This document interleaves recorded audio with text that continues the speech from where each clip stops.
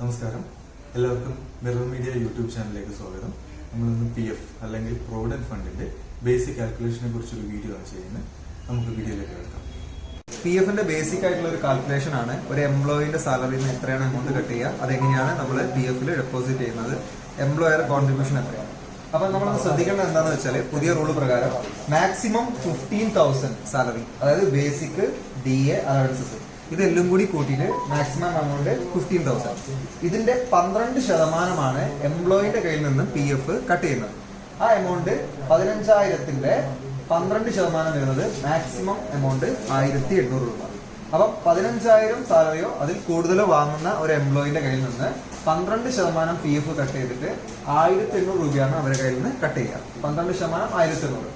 ഈ 12% തന്നെയാണ് നമ്മളെ ഓർഗനൈസേഷൻ അല്ലെങ്കിൽ അവരെ എംപ്ലോയറും അവരെ കയ്യിൽ നിന്നും എടുത്തിട്ട് PF ഡെപ്പോസിറ്റ് ചെയ്യുക. അപ്പൊ ഒന്ന് ശ്രദ്ധിക്കേണ്ടത്, എംപ്ലോയറുടെ കയ്യിൽ മാക്സിമം അടയ്ക്കാവുന്ന എമൗണ്ട് 1,800 രൂപയാണ്. എംപ്ലോയി 12% 1,800 തന്നെ.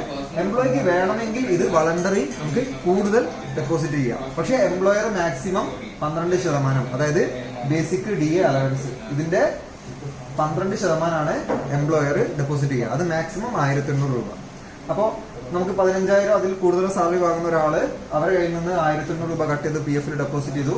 എംപ്ലോയറും 12% 1,800 രൂപ ഡെപ്പോസിറ്റ് ചെയ്തു. ടോട്ടൽ എമൗണ്ട് ഒരു മാസം വരുന്നത് 3,600 രൂപ. നമ്മൾ കുറച്ച് കൂടുതലായിട്ട് രണ്ട് എക്സാമ്പിൾ രീതിയിൽ നമുക്ക് വർക്ക്ഔട്ട് നിന്ന് നോക്കാം. എങ്ങനെയാണ് PF കാൽക്കുലേറ്റ് ചെയ്യുക. നമ്മൾ പറഞ്ഞു ബേസിക് ആയിട്ടുള്ള എമൗണ്ട് 15,000, 15,000 നമ്മളെ ബേസിക് എമൗണ്ട്.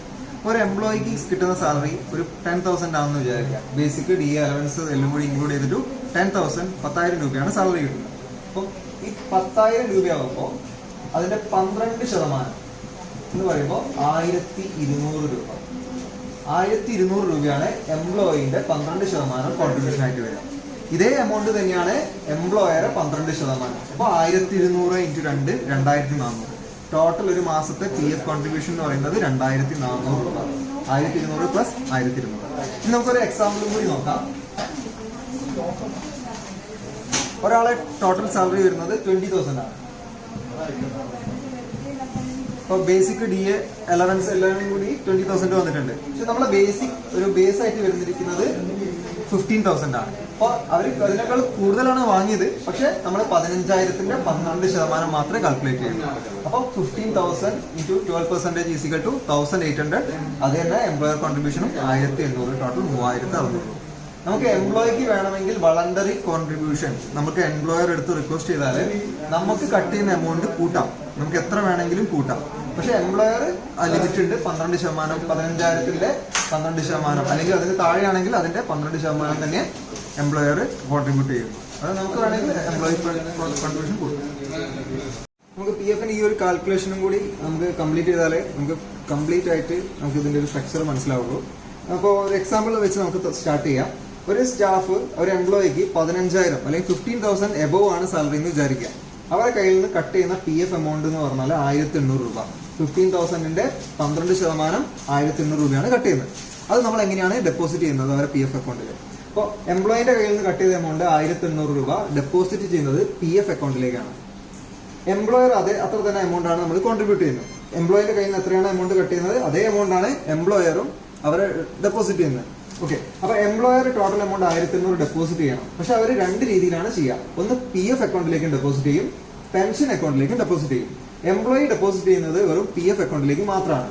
എംപ്ലോയർ ഡെപ്പോസിറ്റ് ചെയ്യുന്നത് PF-ലേക്കും പെൻഷനിലേക്കാണ്. അതിന്റെ കോൺട്രിബ്യൂഷൻ പെർസെന്റേജ് പറയുകയാണെങ്കിൽ PF-ലേക്ക് ഡെപ്പോസിറ്റ് ചെയ്യുന്നത് 3.67%, പെൻഷനിലേക്ക് കോൺട്രിബ്യൂട്ട് ചെയ്യുന്നത് 8.33% ആണ്. അതായത് ഈ 1,800 രൂപയുടെ 8.33% 1,250. 1,800 രൂപയുടെ 3.67% 550. അപ്പൊ ഒന്ന് ശ്രദ്ധിക്കുക, എംപ്ലോയറുടെ PF-ൽ 550 രൂപ, പെൻഷനിൽ 1,250 രൂപ ഡെപ്പോസിറ്റ് ചെയ്തു. അപ്പൊ ആ എംപ്ലോയിയുടെ ടോട്ടൽ PF കോൺട്രിബ്യൂഷൻ എന്ന് പറയുന്നത് 1,800 550, ടോട്ടൽ 2,380.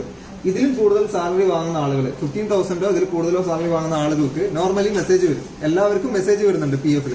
അപ്പൊ അവർക്ക് വരുന്ന മെസ്സേജ് നിങ്ങളെ അക്കൗണ്ടിൽ 2,380 രൂപ ക്രെഡിറ്റ് ആയി എന്ന് പറഞ്ഞിട്ടാണ് വരുന്നത്.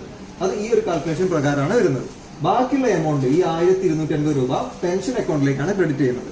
അപ്പൊ നമുക്ക് ടോട്ടൽ നോക്കാം. PF-ൽ ആ എംപ്ലോയി കോൺട്രിബ്യൂഷൻ 1,800 ഇവിടെ കയറി.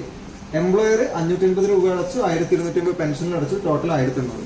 അവർക്ക് ടോട്ടൽ കോൺട്രിബ്യൂഷൻ വരുന്നത് 3600 ആണ്. പക്ഷേ PF 2350, പെൻഷനിൽ 1250. ഓക്കെ, ഇത് ജസ്റ്റ് ഒന്ന് മനസ്സിലാക്കാം.